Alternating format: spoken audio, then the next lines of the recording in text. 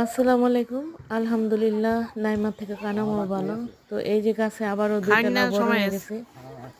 এত শাকসবজি হইতেছে গাছে যে আসলে খাইয়াই শেষ দিতে পারতেছি না। দেনে দিতে দেন। অনেকগুলা কফি একসাথে বড় হয়ে গেছে। তারপর বিসমিল্লাহ। লাউ হইতেছে, চালেও লাউ হইছে। তো দেখলাম যে ইঁদুরে চালের মধ্যে আক্রমণ করছে। কাজী পোতা বুঝছেন? জানি না আসলে লাউগুলি হুম। ইঁদুরে খাইয়া লেছে কিনা।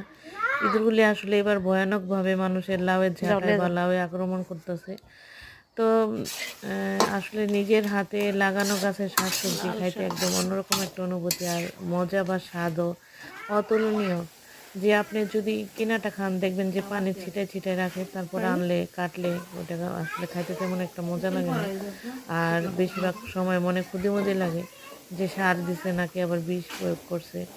তো সব কিছুর তুলনায় আসলে নিজের হাতে লাগানো গাছের শাকসবজি একদম অন্যরকম।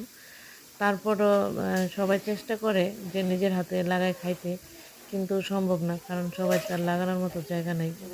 তো যাদের জায়গা আছে তারা অবশ্যই লাগাইবেন, লাগায় খাইবেন। আর এদিকে অনেক সিম বাড়তি হয়ে গেছে। তো এই কাকার হাতে সিম পাড়ায় নিতেছি, লাউও পাড়ায় নিলাম।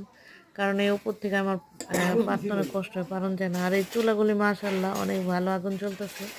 ওকে, আল্লাহ হাফেজ, আসসালাম।